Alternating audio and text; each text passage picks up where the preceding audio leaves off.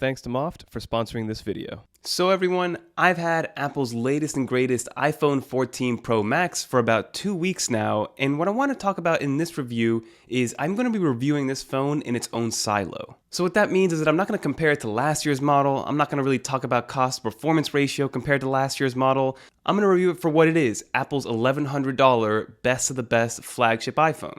So in this video, I'm going to talk about 4 things. We're going to talk about the display/dynamic island, the new performance with the A16 Bionic, we're going to talk about those cameras, and then finally, we're going to talk about battery life and see how much better or worse it is than anticipated when this did release. So without further ado, let's talk about the iPhone 14 Pro Max 2 weeks later and see if it's worth it for you to spend your $1,100 on, because honestly, this phone is pretty sick. And the first thing you might have noticed is that this is Apple's new 4K cinematic mode that I'm using to record this A-roll. Just something to take note of because it's very, very crispy. But let's talk about it. So let's start off with the actual display of this 14 Pro Max. There are actually 3 new features of this new display. So the first thing is going to have to be that always-on display, which came with a lot of its own controversy when people first got it, because when people got it, they were expecting an always-on display similar to that of Google's in the Google Pixel and also what Samsung does, which is basically just a fully blacked out display that gives you just the time, the date, and then some notification badges depending on which application it is. But Apple, of course, had to do it their own way, and the always-on display is a little bit different. This always-on display is actually just a dimmed-down version of your current lock screen, which people thought was a little too bright, especially in dark settings. Now, to each their own, I personally turned off that always-on display pretty much within 24 hours, because A, it was a little too bright for me, and B, I thought it was a battery drainer, but we'll talk about that later. It seemed like iOS 16 was that battery drainer. But there is a little bit of a trick if you guys do want to figure out how to put that always on display on, but still have it all blacked out. So in order to do this, you have to be in a focus mode, but in a focus mode, if you go into your focus settings, go into options, there's a feature and a toggle to dim the lock screen display when that always on display is turned on, which it will essentially black out the entire screen. So if you guys do want to go ahead and do that, it's one little kind of gimmick or workaround to get you that always on display that you might have thought we were going to get from Apple. But what allows for this always on display compared to last year's model, which this is the only time I'm going to compare it to last year's model, we did get Pro Motion in the 13 Pro, but this year we're actually getting Pro Motion, and it allows us to have a variable refresh rate that goes all the way down to 1 Hz. Last year it went to 10 Hz, which in its own right was great, but this one goes all the way down to 1 Hz, which allows for that always on display. The next thing that was updated with the display was actually the brightness level. So there's actually 3 new peak brightness levels on this display. You have the 1000 nit brightness for indoor use, you have 1600 nit brightness for HDR content view, and then you have a staggering 2000 nit brightness for outdoor peak use, which is, again, in its own right, pretty crazy. I will let you guys know that in the early testings of using this outdoors, and again, we got this during September, so it was starting to cool off a little bit, but it was still warm enough in the Northeast to really put this to the test. And basically what I noticed is that the phone got warm to the touch after being outside for an extended period of time, especially when that display was at that 2000 nits of brightness. So when it does get a little bit warm, it actually dims down the display and it won't let it get to that 2000 nits of brightness no matter what you try to do. So keep that in mind. It did happen more in the very beginning, but with the new iterations of 16.0.1 and 0.2, I do believe they fixed that issue for the most part. And now let's talk about that dynamic island, because that is now part of the display, right? It is a kind of hardware and software juggernaut kind of hybrid that Apple is going with this year. And it looks like there's actually 2 camps for this dynamic island, what people think. You're either one of the people that think this is very cool and it's feature rich and it's very useful, or you're on the other side of the fence thinking it's actually a complete gimmick. And I'm kind of in between right now. Like, I'm not really sure how functional it's going to be. Like, I see the use cases, right? I see being able to have multiple applications running when you have something that you need to have visible, right? Like a timer, like navigation, like the score of a game. That's all fine and dandy, but in my opinion, live activities are coming to a lot more iPhones, and it's going to give you the same type of function versus that dynamic island. And also, secondly, I feel like Apple could have done this same thing where it's kind of like this kind of friendly nature of the dynamic island where it kind of boops and bobs and enlarges and gets smaller and moves around kind of fluidly. They probably could have that same effect with the notch as well. They could have just used the pixels around the notch on the 13 Pro Max to get that done. But at the end of the day, somebody once told me that Just because a new feature came out doesn't mean that it needs to change the world. A feature could just be added because it's something that's cool and different. It doesn't need to be extremely useful and extremely productive. It have an actual reason to be there. So the dynamic island does accomplish that, which is a very cool and friendly way to interact with your phone, which is very unique, and not a lot of people are doing it. Yes, Android is copying a lot of it, but again, Apple's got that thing mastered and it works very well. So if you're somebody that thinks it's very cool, then by all means, it's a very cool feature. Other people think it's a gimmick and not useful and not worth the upgrade just to get that one feature, but to each their own, in my opinion. And at the end of the day, you do get used to it over time. Before we continue to talk about the iPhone's performance, I wanted to give a huge shout out to channel partner Moft for sponsoring this portion of the video. Moft just released their new Snap Stand Power Set, which is the first modular charging stand that personalizes your daily mobile needs. This product is absolutely genius in my opinion. It packs everything you need in a premium, lightweight, and aesthetically pleasing package. The power set includes a 3400 mAh MagSafe compatible power bank, which is one of the slimmest and lightest ones that I've ever used, and it also includes a MagSafe wallet, which is also a stand. So the way this works, it's actually ingenious. You can use each product individually or use them as a stack when needed, and it's 3 products in one. You get the battery bank to make sure you have all the power and battery that you need. You get the wallet itself, which can hold up to 5 cards comfortably and 4 metallic cards if you guys are in that wave. And it's also a actual stand for your phone, which has 3 different orientations. Moft has thought about everything when it comes to this new power stack and the battery bank. So the port itself on the battery bank is actually placed on the side, so when you are using it in conjunction, you don't actually have to worry about the cable getting in the way. And then also the cable that comes in the packaging itself is actually a magnetic tip. So you just put that magnetic tip into the charger itself, and then you never have to worry about making sure you have the right cable for that port. I mentioned earlier, these products are made of 100% premium vegan leather. These products will 100% be a part of my daily carry, and I've used Moft's actual wallet stand personally for over a year now, and it works exactly as advertised, as a stand and a wallet. Everything I just mentioned will be linked down in the description below. I highly recommend at least checking them out, and it helps support this channel. So thanks again for Moft for sponsoring this video. And now let's talk about this iPhone's performance. So now what I want to do is quickly talk about performance, because performance is going to be a relatively easy one. Normally, when you go with the Apple flagship, their Pro Max model or their Pro model, you know that it's going to be their latest and greatest, and it's going to be their best chipset ever built or that's ever set foot on this planet. So this is the A16 Bionic, and yeah, it's a powerful device, right? Anything you throw at it, from simple tasks like iMessage and sending emails, to gaming, to video editing, if you want to video edit for something like Shorts, photo editing, and even things like FaceTiming and screen sharing. Everything you throw at this device, it will be able to handle. I haven't had any issues with stutter, with performance lag, with frame rates being dropped. I don't game too much on the iPhone, but I do like to occasionally play my Retro Bowl and my Retro Soccer, and also a little bit of NBA 2K. But overall, it's been working great. From a productivity machine, it works amazingly. From a creativity machine, also is amazing. So like, whatever you think you can throw at this thing that it cannot handle, it will be able to handle it. And Apple needed all that power with iOS 16 and all the new animations and the customization that came with that, because I've been loving iOS 16, but I'll link Miles' video down below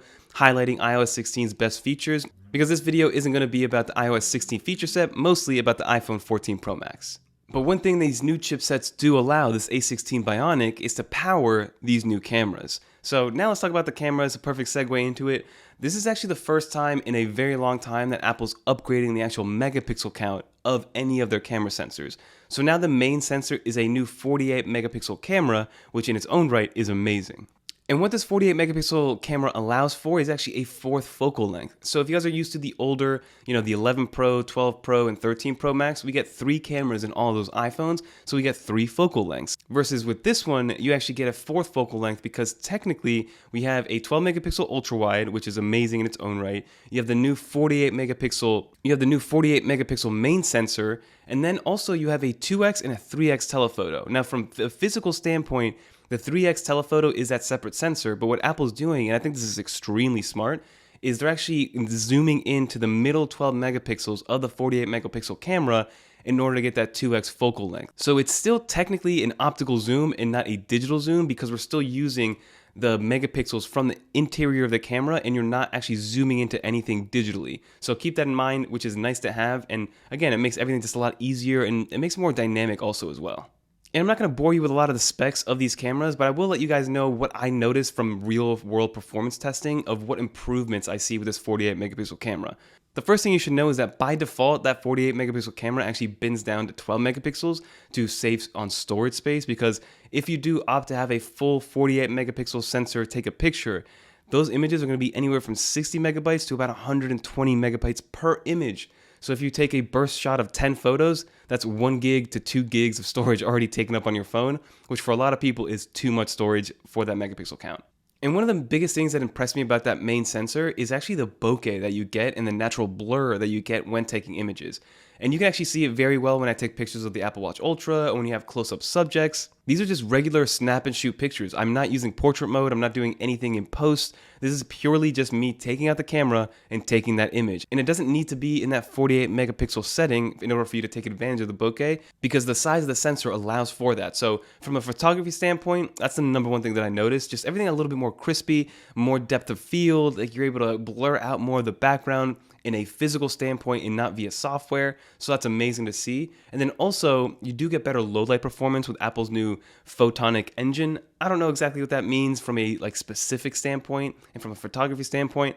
I just know that when I take images and take pictures at night, they are a little bit brighter, a little bit crisper, and they're not as noisy as they were from before, which to each their own. If that's something that you absolutely need, it's going to be here. But now let's talk about videography on this iPhone because Apple has been crowned the king of video on smartphones for a very long time, and this is no different. You do get 4K up to 60 FPS, and they did add 4K to the cinematic mode, which we are using right now, and I love the cinematic mode, especially for these still kind of A-roll shots. They also added this super cool new action mode, which allows you to, again, take video recordings and it be super stable after the fact. And the way that it does this is by pretty much cropping in and in post, stabilizing it in software, which is great. But again, it only gets to 2.8K, which for most people is fine and most people won't notice a difference. But it is a very cool added feature that's built into the camera, and you no longer have to go into an application or to editing software in order to stabilize your footage. And then lastly, let's not forget about that new selfie camera. So the new 12 megapixel selfie camera with a 1.9 f-stop, which means it just allows you to autofocus a lot better. So that is what Apple is touting with the new selfie camera, and it's actually very, very noticeable if you're coming from an older generation of iPhone. The new selfie camera autofocuses in a split second, and it makes you really feel a lot more crispy when you are FaceTiming, when you're taking a selfie picture, and whatever else you use your selfie camera for. So long story short with these cameras, they're top of the line. They are the ones to beat from a photography, from a videography, from a selfie standpoint. It kind of checks off every single box that you want except for that 8K box, which a lot of people, again, won't have much use for. But if you absolutely need 8K footage, this camera system is not going to be for you. But for most people, it's going to, again, wow you in most instances. And then the last thing I do want to bring up is this overall battery life, because with the iPhone 13 and 13 Pro Max, battery life was the thing that wowed everybody. People were getting a day and a half to 2 days of full use on a charge, which is great to see. So when Apple said that the A16 was going to be more efficient and going to be able to bring you more battery life, people thought this is going to be like a 3-day phone. In my initial testing with the original version of 16.0 that released, the battery life wasn't great, and I think that's because Apple was still getting used to it. There was a couple bugs that they needed to patch, but with iOS 16.0.1 and 0.0.2, those battery issues were alleviated big time. So this still is a 2-day phone in my opinion with medium use. If you're using it all day, every day, you're video recording, you're listening to music, you're watching videos, you're playing games, you could still probably kill it in a day, but I have not been able to kill a full battery of a 14 Pro Max in a day since the update. So make sure that you're updated to 16.0.1 or 0.2 to make sure you're getting the best and most optimal battery life. But I'm getting anywhere from 10 to 12 hours of screen on time and a bunch more idle time. You guys can see with the screenshot recording right here. But overall, like I said, I wanted to review this phone in its own silo. I wanted to review it on its own. I didn't want to compare it to anything else because if you just go to an AT&T, a T-Mobile, an Apple Store, a Best Buy, you walk in and you just want the latest and greatest iPhone, you will not be disappointed with this one. This is an amazing iPhone no matter what iPhone you are coming from, unless it's a 13 Pro Max. And you will be happy with the upgrade. Cameras are amazing. The screen is magnificent. Dynamic Island is cool in its own right and will just continue to get better. And then from a build quality standpoint, everything is built very, very professionally. And it's almost like you're using a piece of jewelry again with this iPhone. And I absolutely love that. But that is going to do it for this video, everybody. If you did enjoy, leave a little dolphin in the comments down below. Big shout out to Moft for sponsoring this video. Very happy with all of their accessories and everything that they had to offer. So all their stuff will be linked down below. If you guys have any more questions, I'll be in the comments for a little while answering those questions to let you guys know that this is a great decision to buy this phone if you are looking at it in its own little silo again. But leave some comments down below what you guys want to see in the future with this iPhone 14 Pro Max. Do you want some more in-depth comparison videos? Because we do have a 13 Pro Max versus 14 Pro Max video coming out real soon, and we will be talking about the 14 Plus when we get it in the studio. So leave some comments down below of what videos you guys want to see next when it does come to iOS, iPadOS, iPhone, and hopefully some M2 iPad Pros. And don't even get me started with the new iPadOS 16 beta update. But that's going to do it, everybody. If you guys want to watch some more videos, click on one of these right here. But until next time, I'm Fernando, and I'm out of here. Peace, everybody. This is the 13 Pro Max. We're using the 14 Pro Max to record.